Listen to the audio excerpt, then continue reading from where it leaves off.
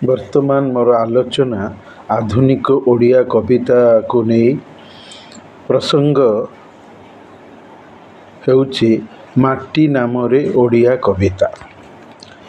ଗୋଟିଏ ନାମକୁ ନେଇ ଭିନ୍ନ ଭାବକୁ ଆଧାର କରି କବିତା ସୃଷ୍ଟି କରିବାର ଧାରା ବା ପ୍ରକ୍ରିୟା ସାହିତ୍ୟ ରଚନା କରିବା କ୍ଷେତ୍ରରେ କିଛି ନୂଆ କଥା ନୁହେଁ, ବରଂ ଅତ୍ୟନ୍ତ ସାଧାରଣ ବ୍ୟାପାର। ଏଭଳି ସାହିତ୍ୟ ସୃଷ୍ଟିକୁ ଅନ୍ୟ ନାମରେ ତୁଳନାତ୍ମକ ସାହିତ୍ୟ ବା କମ୍ପାରେଟିଭ୍ ଲିଟରେଚର କୁହାଯାଇଅଛି। ଓଡ଼ିଆ କବିତାରେ କେବଳ ମାଟି ନାମରେ ଦୁଇଟି କବିତା ସୃଷ୍ଟି ଅଛି। ପ୍ରଥମଟି ଛାନ୍ଦସିକ କବି ରାଧାମୋହନ ଗଡ଼ନାୟକଙ୍କର ବହୁ ପଠିତବ୍ୟ ମାଟି କବିତା, ଏକ ଅତ୍ୟନ୍ତ ଲୋକପ୍ରିୟ କବିତା। ଏ କବିତାଟି ଏକଦା ବହୁ ବର୍ଷ ଧରି ଉତ୍କଳ ବିଶ୍ୱବିଦ୍ୟାଳୟ ଅଧୀନସ୍ଥ ଆନ୍ତଃମାଧ୍ୟମିକ ବିଜ୍ଞାନ ଏବଂ କଳା ଶ୍ରେଣୀରେ ପଢ଼ାଯାଇଥିଲା।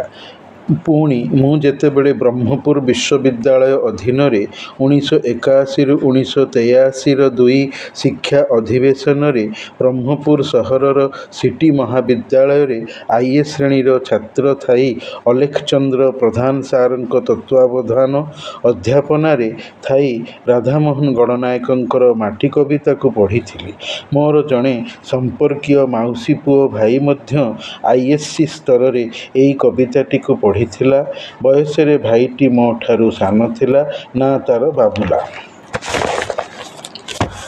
ରାଧାମୋହନ ଗଡ଼ନାୟକଙ୍କର ମାଟି କବିତା ନାଟକୀୟ ଶୈଳୀରେ, ସଂଳାପଧର୍ମୀ ରୀତିରେ, ଚାରିତ୍ରିକ ବିଶେଷତ୍ୱକୁ ନେଇ କବି ମହାଶୟ ଅତ୍ୟନ୍ତ ମନୋମୁଗ୍ଧକର ଛଟାରେ ତାଙ୍କର ମାଟି ନାମକ କବିତାଟିକୁ ରଚନା କରିଛନ୍ତି।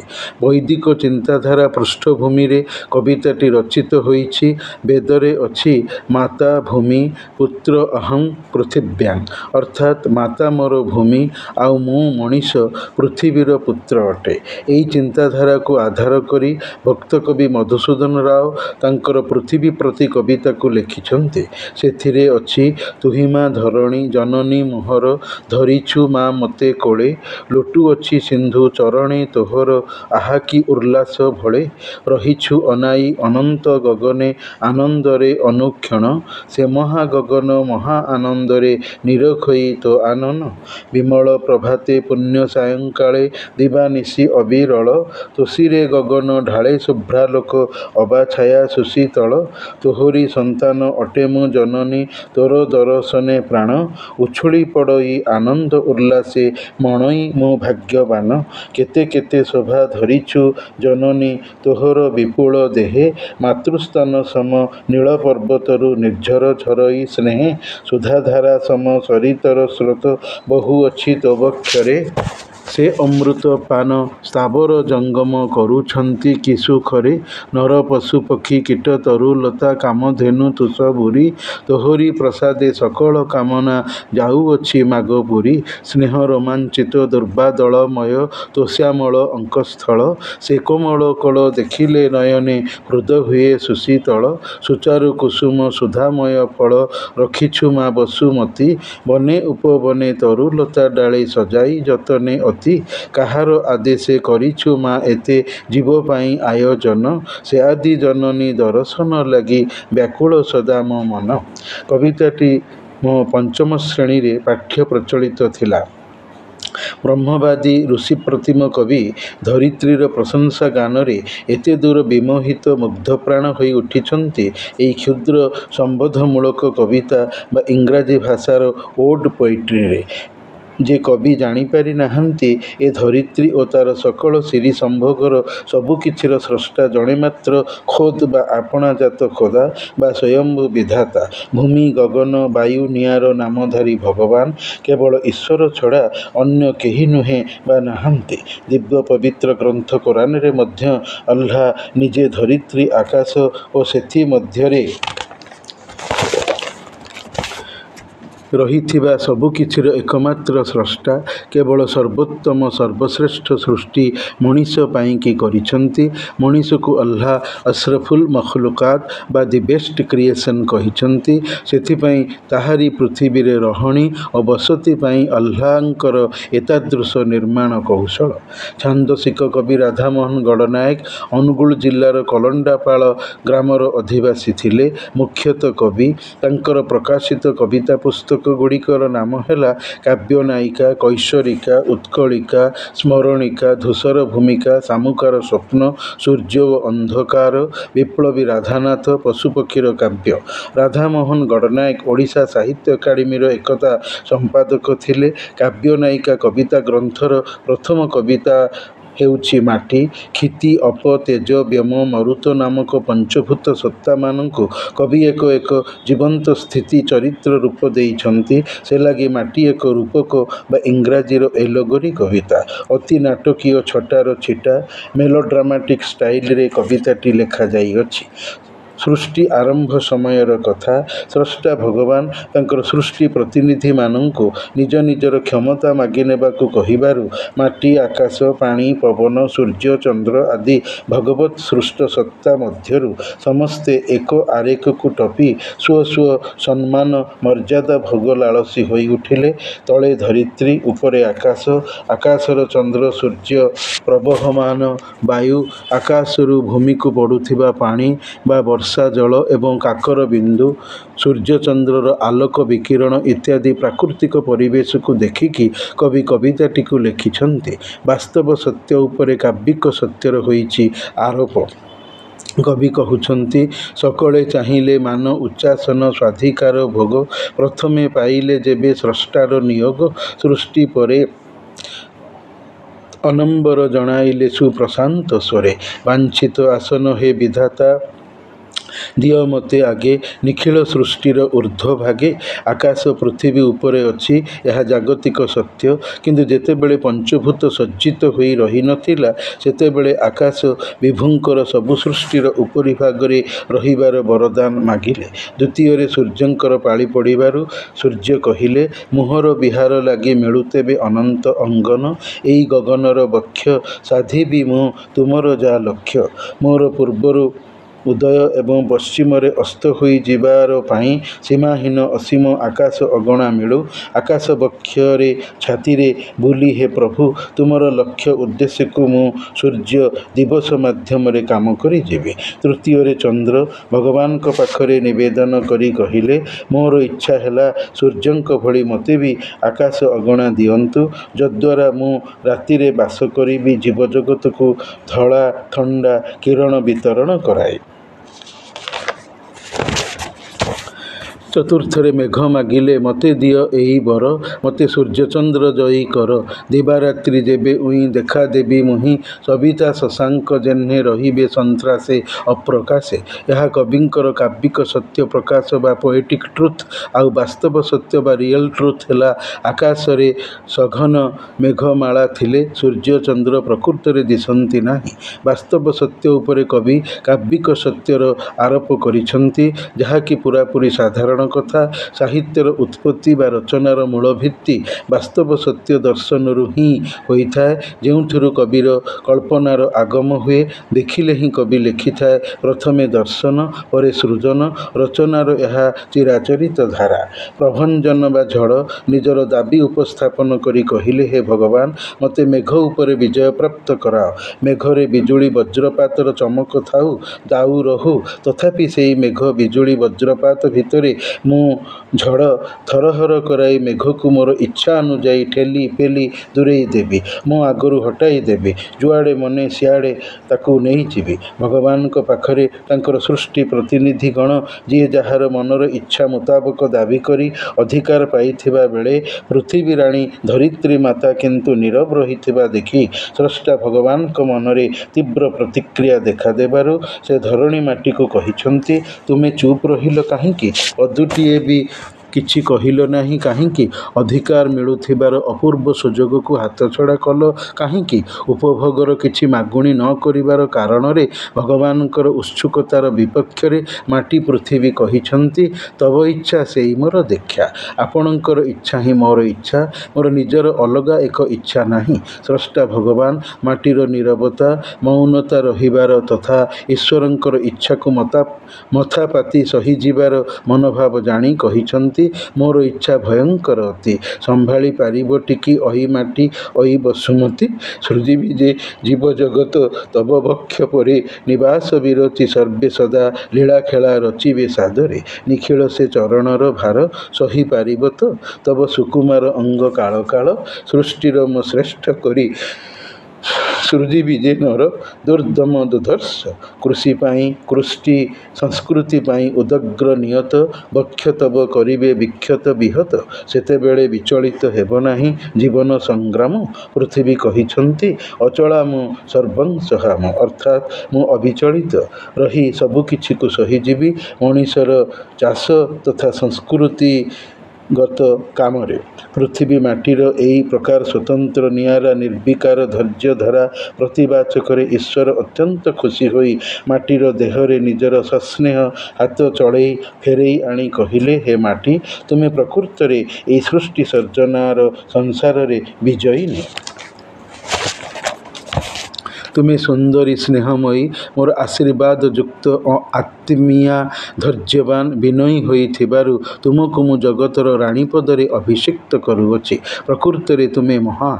ତାପରେ ଆଖିର ପଲକପାତର କ୍ଷଣିକ ସମୟ ମଧ୍ୟରେ ସମଗ୍ର ସୃଷ୍ଟିରେ ବିରାଟ ପରିବର୍ତ୍ତନ ଦେଖାଦେଲା। ପୃଥିବୀ ଉପରେ ଥିବା ସୁଉଚ୍ଚ ଆକାଶ ପୃଥିବୀକୁ ନମିତ ଥିବା ସ୍ଥିତିରେ ପୃଥିବୀକୁ ବେଢ଼େଇ ଘେରିକି ରହିଲେ। ସତେ ଯେମିତି ଆକାଶ ପୃଥିବୀକୁ ନଇଁକି ନମସ୍କାର କରୁଥିବା ସ୍ଥିତିରେ ଅଛନ୍ତି। ବଳୁଆ ସୂର୍ଯ୍ୟ ମାଟିର ପାଦରେ ନିଜର ଉତ୍ତପ୍ତ ରଶ୍ମିକୁ ପକାଉଥିବା ଅବସ୍ଥାରେ ଅଛନ୍ତି। ସୁନ୍ଦର ଶୀତଳ ଚନ୍ଦ୍ର ତାର ଚନ୍ଦ୍ରକିରଣ ପୃଥିବୀ ପୃଷ୍ଠରେ ରାତିରେ ପକାଉଅଛନ୍ତି। ପାଗଳ ମେଘ ସେହି ପୃଥିବୀ ଉପରେ ବର୍ଷାପାତ କରାଇ ପୃଥିବୀକୁ ଗାଧୋଇ ତାର ରାଣୀ ହେବାର ଅଭିଷେକ ଉତ୍ସବ ବା ସିଂହାସନ ଆରୋହଣକୁ ସମ୍ମତି ଜଣାଉଥିବା ସ୍ଥିତିରେ ରହିଲେ। ଆଉ ଝଡ଼ ତୋଫାନ ପାଣି ପବନ ସେହି ପୃଥିବୀ ଉପରେ ପକାଇ ସତେକି ପୃଥିବୀ ରାଣୀକୁ ପଙ୍ଖା କରୁଛନ୍ତି। ସୃଷ୍ଟି ପ୍ରତିନିଧିର ପ୍ରତ୍ୟେକ ସଦସ୍ୟ ପୃଥିବୀ ମାଟିର ହେଲେ, ସେବକ ଚାକର ପରି ଖଟିଲେ। ଦିନ ରାତି ମଧ୍ୟ ପୁଣି ସେଥିରେ ଯାଇ ମିଶିଲେ। ଆଉ ସମସ୍ତେ ଏକ ସ୍ୱରରେ ପାଟି କରି କହିଲେ, ମାଟି ରାଣୀଙ୍କର ଜୟ ଜୟକାର କରି କହିଲେ, ଜୟ ମାଟି ଜଗତର ରାଣୀ। ଧୈର୍ଯ୍ୟ ଓ ସହନଶୀଳତା ମଣିଷକୁ ସଂସାରରେ କିପରି ସଫଳତା ଆଣିଦିଏ, ରାଧାମୋହନ ଗଡ଼ନାୟକଙ୍କର ଏହି ମାଟି ନାମକ କବିତାର ନାଟକୀୟ ଉପସ୍ଥାପନାର ଏହା ହିଁ ସନ୍ଦେଶ। ସବୁଜ ଯୁଗୀୟ ରହସ୍ୟବାଦୀ କବି ବୈକୁଣ୍ଠନାଥ ପଟ୍ଟନାୟକଙ୍କର ମାଟି ନାମରେ ଆଉ ଏକ କବିତା ଆତ୍ମମୁଖୀନ ଶୈଳୀରେ କବିଙ୍କର ଉତ୍ତରାୟଣ କବିତା ପୁସ୍ତକରେ ଅଛି। କବି ନିଜେ ମାଟି ନାମବାଚକର ଭୂମିକାରେ ଅବତୀର୍ଣ୍ଣ ହୋଇଛନ୍ତି। ଜଗତବାସୀ ମନୁଷ୍ୟ ସଭ୍ୟତା ଓ ତାର ଉତ୍ପତ୍ତି ସ୍ଥିତିର ସବୁକିଛିର ଆବିର୍ଭାବ ତିରୋଧାନର ନୀରବ ଦ୍ରଷ୍ଟା, କାବ୍ୟିକ ପରିପ୍ରକାଶ। କବିତାକୁ ମାଟି ପୃଥିବୀର ଆତ୍ମକାହାଣୀ କୁହାଯାଇପାରିବ। କବିଙ୍କର ଲେଖନୀରେ ମାଟି କହୁଅଛି, କବି କହି ନାହାନ୍ତି। ଏଭଳି ସ୍ଥିତିରେ କବିତାଟି ରଚିତ। କବି ନିଜେ ମାଟି ପାଲଟି ଯାଇଛନ୍ତି, ମାଟିର ଭୂମିକା ନେଇଛନ୍ତି। ଆତ୍ମ ଅଭିଭାଷଣମୂଳକ କବିତା, ଇଂରାଜୀରେ ଯାହାକୁ ସଲିଲୋକି ବା ମନୋଲୋଗ କୁହାଯାଇଅଛି, ଆତ୍ମନେପଦିକା ହୋଇଛି ସବୁଜ ଯୁଗୀୟ କବି ବୈକୁଣ୍ଠନାଥ ପଟ୍ଟନାୟକଙ୍କର ମାଟି ନାମକ କବିତା। ମୂଳ କବିତାଟି ହେଲା, ମାଟି ମୋହି ମାଟି ମୃତ୍ତିକା ଅଥବା କ୍ଷିତି ପ୍ରୟୋଗ କରେନା ସେ ଭାଷାଟି ମାଟି ମୋହି ମାଟି। ସୃଷ୍ଟିର ଆରମ୍ଭ କାଳୁ ହେଲେ ଯେତେ ଅସ୍ତ ସମୁଦୟ, ସାମ୍ରାଜ୍ୟ ପତନ ଅଭ୍ୟୁଦୟ, ଅପଲୋକ ନେତ୍ରେ ମୁହିଁ ଦେଖିଛି ସକଳ, କେତେ ହାସ୍ୟ ନେତ୍ର ଅଶ୍ରୁ ଜଳ। ଦିବାରାତ୍ର ଅବିରାମ ଦେଖିଛି ମୁଁ, ପ୍ରଣୟର ସ୍ନିଗ୍ଧ ମୁଗ୍ଧ ହାସ, ଦିବ୍ୟାଲୋକ କୁସୁମ ବିଳାସ। ପଳେ ପଳେ ନେତ୍ର ଝଲସାଇ ଯାଇଛି ମିଳାଇ, ବକ୍ଷେ ମୋର ଅୟୁତ ଅଛେଦ୍ୟ ପ୍ରୀତି ଡୋର। ସକଳର ଜନ୍ମଦାତା ସକଳ ମୋ ବକ୍ଷୁ ସମୁଦ୍ଭବ, ଦୀନ କବି ଲାଗେ ଅସମ୍ଭବ। ଦିବାଶେଷେ ବକ୍ଷେ ଲୟମାନ, କୋଟି ଜଡ଼ ପୁଣି ପ୍ରାଣବାନ, ସକଳ ପାଳକ ପୁଣି ଅନ୍ତେ ନିୟାମକ, ପରମ ଆଶ୍ରୟ ଯଥା ଜନନୀ ଜନକ। ତେଣୁ ରହେ ନିତ୍ୟକାଳ ଚାହିଁ, ସୃଷ୍ଟି ଲୀଳା ଅନୁଭୂତି ପାଇଁ। ପରମ ଆଶ୍ରୟ ମୁହିଁ ଜ୍ଞାନାଲୋକେ କବିତା କାବ୍ୟର ଅନ୍ତିମ ଆଶ୍ରୟ ତବ ଲାଗେ ମନେକର। କର ତେଣୁ ଭୀତି ନମସ୍କାର। ବାର ବାର ହସିଛି ନୀରବେ ମୁହିଁ ମର୍ମଭେଦୀ ହାସ, ଅଥବା କହିବ ତାକୁ ପ୍ରାସ। ହସିଛି ସେ କାଳେ କ୍ଷୁଦ୍ର ନରଶିଶୁ ଅନ୍ଧ ଦର୍ପ ଭରେ ବକ୍ଷେ ମୋର ପଦାଘାତ କରେ। ଯେହ୍ନେ ମର୍ତ୍ତ୍ୟ ବଳି ଅଥବା ପଡ଼ଇ ହେଳେ ଟଳି। ହସିଛି ସେ କାଳେ ବ୍ୟୋମକେଶ ତାଣ୍ଡବର ତାଳେ। ହେ ମାନବ କବି କେବେ ଦେଖିଛ ନା ତୁମେ ମୋର ହାସ? ଦେଖିଛ ଲଭିଛ ପୁଣି ପ୍ରାସ। ମାନବ ଶୋଣିତ ପ୍ଳୁତ ବକ୍ଷ ଯେବେ ଶତଖଣ୍ଡ ଫାଟି ମୁକସମ ଚାହିଁ ଚାହିଁ ହସିଛି ମୁଁ ନୟନ ତରାଟି ମାଟି ମୁହିଁ ମାଟି। ବୈକୁଣ୍ଠନାଥ ପଟ୍ଟନାୟକଙ୍କର ଉପରୋକ୍ତ ମାଟି କବିତାର ସମୀକ୍ଷା କଲେ ଜଣାଯାଇଥାଏ କବି ନିଜେ ମାଟି ଭୂମିକାରେ ଓ ମାଟିର ଆତ୍ମ ଅଭିବ୍ୟକ୍ତିରେ ଅଛନ୍ତି। କବି ନିଜେ ମାଟିର ସ୍ଥାନରେ ରଖି ପାଠକବର୍ଗଙ୍କୁ କହୁଛନ୍ତି ହେ ଜଗତବାସୀ ଲୋକମାନେ, ମୁଁ କେବଳ ମାଟି ମାନେ ତୁମର ଜନ୍ମଦାତ୍ରୀ ମାଆଟେ।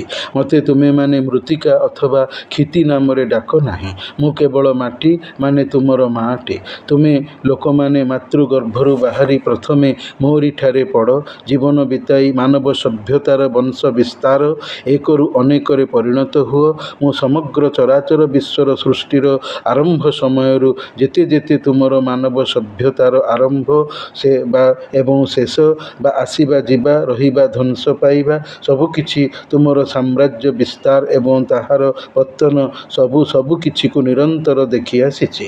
ଦେଖିଛି ତୁମ ମାନବମାନଙ୍କର ଓ ତୁମର ସଭ୍ୟତାର ସୁଖ ଦୁଃଖ ହସକାନ୍ଦ ଲହୁଲୁହର ଘଟଣା ଦୁର୍ଘଟଣା ସବୁକିଛିକୁ ସର୍ବଦା ସବୁବେଳେ ନିରନ୍ତର ଦିନ ରାତି ସମୟ ଅବଧିରେ। ପୁଣି ଦେଖିଛି ପ୍ରକୃତିର ଲୀଳା ଖେଳା ଉଦୟ ଅସ୍ତର ଉଦ୍ୟାନ ଉପବନର ସ୍ଥିତିକୁ ସବୁକିଛିକୁ ମୁଁ ମୋ ଠାରେ ମିଶେଇ ଦେଇଛି। କାରଣ ମୋତେ ଛାଡ଼ି ତୁମର ସ୍ଥିତି ନାହିଁ ରହିବା ନାହିଁ। ସେଥିପାଇଁ ମୋରିଠାରେ ବି ତୁମେ ଲୀନ ହେବ। ମୁଁ ସବୁକିଛିର ଜନ୍ମଦାତା ସବୁକିଛିର ସ୍ରଷ୍ଟା। ସଂସାରର ସବୁକିଛି ମୋରିଠାରୁ ଉତ୍ପନ୍ନ। ହେ ଗରିବ ଅସହାୟ ମୃତ୍ୟୁଶୀଳ କବି ତୁମେ ମୋର କରିବାକୁ କହିବାକୁ ଅବିଶ୍ୱାସ କରୁଛ କି? ମୋର କହିବା ତୁମକୁ ମିଛ ମନେ ହେଉଛି କି? ପ୍ରକୃତିର ସଂସାର ସଭ୍ୟତାର ଜଡ଼ ଜୀବ ସ୍ଥାବର ଜଙ୍ଗମ ସବୁକିଛି ସମୟକ୍ରମେ ଆସିଛନ୍ତି ଏବଂ ଯାଇଛନ୍ତି। ଆଉ ଏଇ ସବୁକିଛିକୁ ମୁଁ ମା ହୋଇ ଜନ୍ମଦାତ୍ରୀ ହୋଇ ପାଳିଛି ପୋଷିଛି ଏବଂ ସବୁକିଛିକୁ ମୁଁ ବି ମାରିଛି। ରହଣୀକୁ ଏବଂ ତାର ଅବଧି ସମୟସୀମାକୁ ବି ମୁଁ ଶେଷ କରିଛି। ଭଙ୍ଗା ଗଢ଼ାର ଏଇ ଦୁନିଆ ନାମରେ ମୁଁ ତୁମର ଶ୍ରେଷ୍ଠ ଆଶ୍ରୟଦାତା। ସତେଅବା ତୁମର ବାପା ମା।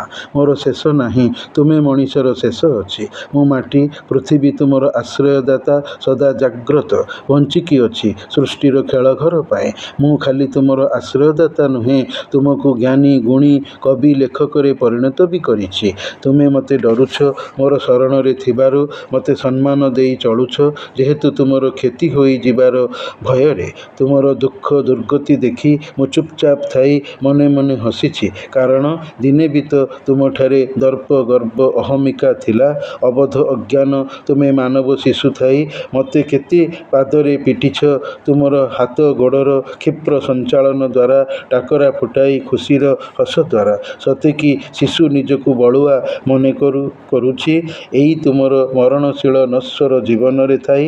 କେତେବେଳେ ଯେ ମରିଯିବ ଧ୍ୱଂସ ହୋଇଯିବ ନିଜେ ନ ଜାଣି। ଆକାଶର ଝଡ଼ ବାତ୍ୟା ବର୍ଷା ବନ୍ୟା ବିତ୍ପାତ ଦେଖି ମୁଁ ହସିଛି। କାରଣ ଏସବୁ ବି କ୍ଷଣିକ ସାମୟିକ ସବୁଦିନର ନୁହେଁ। ହେ ଅବୋଧ ମୂଢ଼ ମଣିଷ ତୁମର ହସକାନ୍ଦ ଲହୁଲୁହକୁ ମୁଁ ନୀରବ ଦ୍ରଷ୍ଟା ହୋଇ ଦେଖିଛି। ହେଲେ ତୁମେ ମୋର ହସ ଖୁସି ତୁମ ପ୍ରତି ଥିବାକୁ କେବେ ବି ଦେଖିନାହଁ। ମଣିଷ ତାର ଜୀବନ ଦୁଃଖରେ ଯେତେବେଳେ ହୃଦୟ ବିଦାରୀ ପାଟି ଚିଲାରେ ଜୀବନ ରହଣୀକୁ ଥରହର କରିଛି ସେ ବେଳରେ ବି ମୁଁ ମୂକ ନିର୍ବିକାର ଥାଇ ତୁମ ପ୍ରତି ଥଟ୍ଟା କରି ତୁମକୁ ଜଣାଇ ଦେଇଛି ହେ ମାନବ ସଭ୍ୟତା ତୁମେ ଗର୍ବୀ ଉଦ୍ଧତ ଉଚ୍ଛୃଙ୍ଖଳ ହୁଅନା। ହେଲେ ଏମିତି ହୃଦୟ ବିଦାରିବ ଅଜସ୍ର ଦୁଃଖ ପାଇବ ପାଟି କରି କାନ୍ଦିବ। କାରଣ ତୁମେ ମଣିଷ ମୋହଗ୍ରସ୍ତ।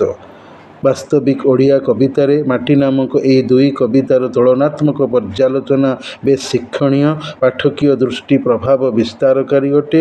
ଉଚ୍ଚ କୋଟିର କ୍ଲାସିକ୍ ରଚନା ଦ୍ୱୟ ହୋଇଛନ୍ତି।